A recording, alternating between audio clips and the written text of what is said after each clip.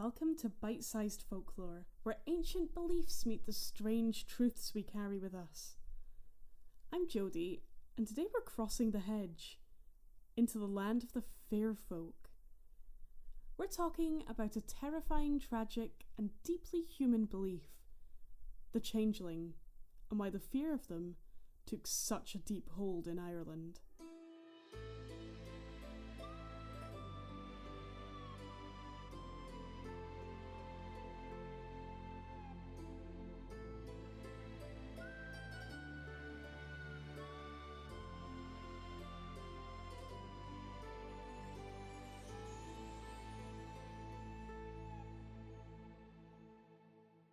In rural Ireland before modern medicine and psychology, the world was full of unseen forces. They were blessings from the land, but also dangers. And among the most feared were the Aes-She, the people of the mounds, the She. These weren't the delicate fairy of children's books. The Irish She were powerful, otherworldly and unpredictable. You might count their favour or stumble into their wrath.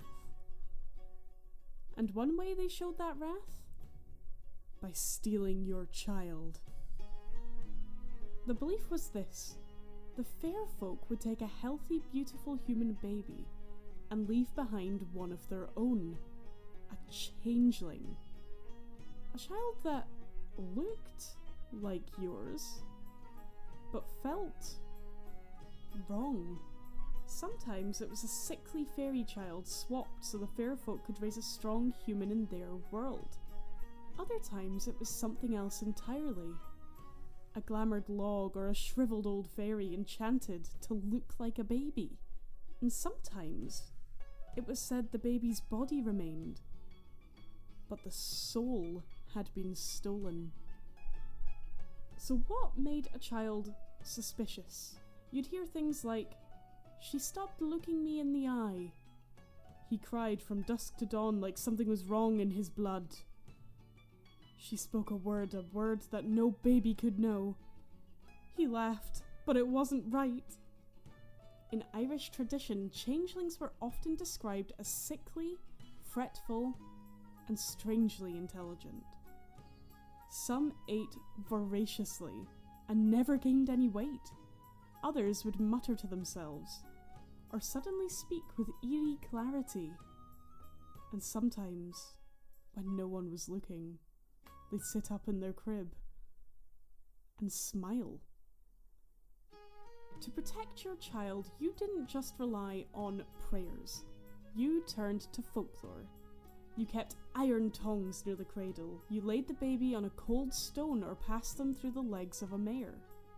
You never let strangers bless your child without permission, and you never ever left the baby unattended, especially not near a fairy fort, ring of mushrooms, or a lone hawthorn tree, because those were their places. And once they'd taken your child, getting them back was dangerous work. Some changeling stories are pure myth, but some aren't. And that's where the tragedy lies. In Ireland before the 20th century, mental or developmental conditions weren't understood. They were feared. If a child was born with a disability or developed signs of what we now call autism, epilepsy, or schizophrenia, the changeling myth offered an explanation. But it also led to cruel acts. Very sadly, children were burned, abandoned, left in the cold, or even worse than that, because parents truly believed that they were trying to rescue their real child from the fairies. And this didn't just happen in the very distant past. Let me tell you the story of Bridget Cleary. In 1895 in County Tipperary, Bridget Cleary was a 26-year-old woman, independent, fashionable, and very bright. She was married, childless, and worked as a dressmaker. She kept hens and was said to be very clever with herbs. She also lived near a fairy fort. When she became ill, feverish and disorientated, her family and husband became convinced she wasn't really Bridget anymore. They believed that the real Bridget had been taken, and this woman was a changeling. They called in a priest, then a local fairy doctor. Over 9 days they forced food and herbs down her throat, poured urine on her, demanded she declare herself. They interrogated her. "Are you Bridget Cleary, or are you the fairy woman?" And when she didn't answer the way they wanted, her husband, Michael Cleary, burned her to death.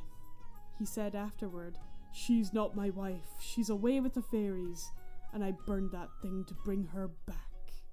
It was 1895, not the medieval era, not folklore. This was a murder trial in modern Ireland.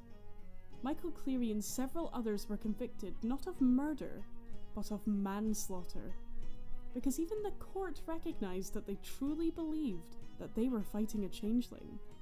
To this day, the phrase sticks in the Irish imagination.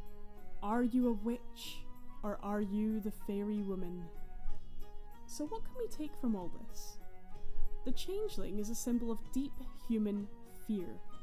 That someone you love can change, that a child can become a stranger, that the world has taken something from you and you'll never get it back. But it also tells us about misunderstanding, about how the unknown, illness, difference, and even grief was once met with stories, when it should have been met with care. Still, the changeling lingers in stories and ballads, in the way we talk about the people who are not quite themselves. And maybe, just maybe, when the wind turns cold and the shadow crosses the cradle, you'll feel the old fear rise too. Thank you for listening to Bite-Sized Folklore. If you enjoyed this episode, feel free to leave a review, share it with a friend, and maybe light a candle for the old stories. I'm Jodie, and until next time, stay curious, stay safe, and always respect the old ways.